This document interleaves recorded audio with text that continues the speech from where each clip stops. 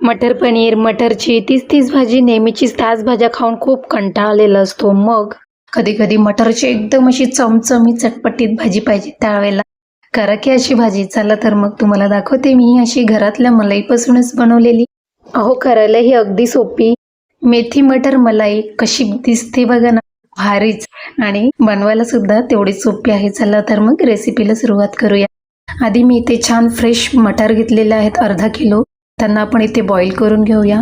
तोपर्यंत आपली जी मसाला जो आहे तो तयार होईपर्यंत आपली इकडे एक बाजूला मटार देखील बॉईल होऊन जातील.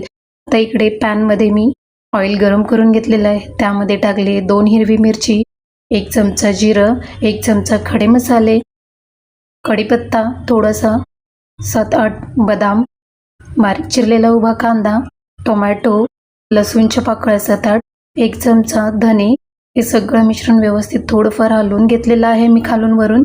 आणि त्यानंतर मी आता हे मिश्रण लवकरात लवकर शिजून व्हावं, सॉफ्ट व्हावं म्हणून मी थोडंसं मीठ ॲड केलेलं आहे. याने काय होतं, भाजी आपली जो मसाला आहे तो लवकर फ्राय केला जातो, पटकन फ्राय होतो कमी वेळात. तर मग तुम्ही सुद्धा असं मीठ टाकून फ्राय करून घ्या. मी साधारण 3 ते 4 मिनटं हे पाहताय तुम्ही अशा पद्धतीने करायचं. या स्टेजपर्यंत आपल्याला फ्राय करायचं आहे. आता हा मस्तपैकी आपला एकदम परफेक्ट मसाला फ्राय झालेला आहे. आता याला आपण पॅनमध्ये काढून घेऊया. आणि आता याला मी थंड करून घेतलेलं आहे, जारमध्ये, मिक्सरच्या जारमध्ये ट्रान्सफर केलेला आहे. गरम गरम लावू नका, थंड झाल्यानंतरच लावा.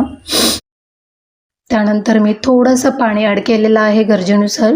आणि पातळ अशी याची मी पेस्ट तयार करून घेतलेली आहे. अतिशय जाड नका ठेवू, थोडीशी पातळच करायची आहे आपल्याला. मी इथे दाखवत आहे त्या पद्धतीनेच करा. आता पुन्हा एका कढईमध्ये मी ऑइल गरम करून घेतलेलं आहे. आता यामध्ये घालूया 1 चमचा जिरं, थोडीशी तमालपत्र, 1 चमचा हळद, 1.5 चमचा लाल तिखट. मी इथे बेडगीचा तिखट मसाला वापरलेला आहे. आणि आता आपण वाटून घेतलेली ग्रेव्ही याच्यामध्ये टाकून द्या. आता ही ग्रेव्ही आपण मस्तपैकी फ्राय करून घ्यायची आहे. साधारण 3 ते 4 मिनटं एकदम छानपैकी खरपूस अशी भाजून घ्या. कारण ग्रेव्ही जर आपली चांगली छानपैकी भाजली गेली तर आपली जी रेसिपी आहे ती सुद्धा छानच लागेल.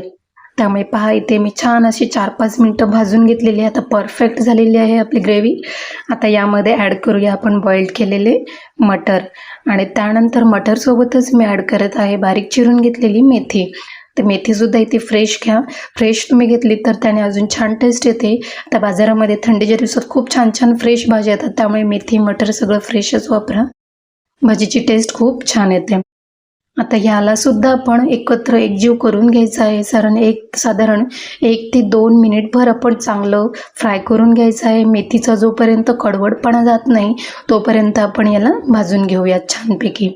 आता पहा इथे मस्तपैकी मॅश करून झालेलं आहे सगळं. आणि आता आपण यामध्ये घालूया थोडंसं पाणी. पाणी जास्त नका घालू, अगदी थोडंसं शिजण्यापुरती घालायचं आहे.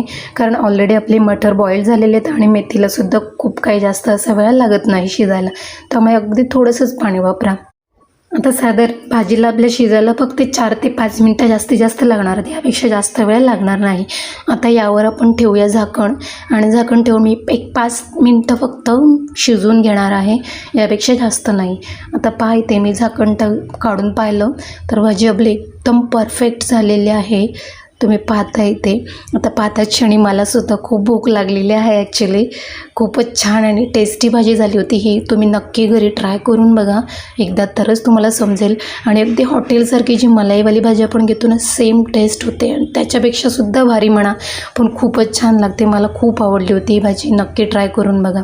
आणि सर्व वरनं मलाई छान घालून, मलाई थोडीशी फेटाळून घ्या आणि वरनं थोडीशी कोथिंबीर घालून भाजी गरमागरम भाकरी किंवा नानसोबत, तुम्ही चपातीसोबत, कशासोबतही किंवा पराठ्यासोबत तुम्ही खाऊ शकता. खूपच भारी लागते. नक्की ट्राय करा. आजची रेसिपी कशी वाटली तुम्हाला कॉमेंटमध्ये मला नक्की सांगा. आणि जर व्हिडिओ जराही उपयोगी वाटला असेल आणि आवडला असेल तर नक्की एक लाईक करा मित्रांनो. आणि चॅनलला आपल्या सबस्क्राईब करा, शेअर करा. तोपर्यंत बाय.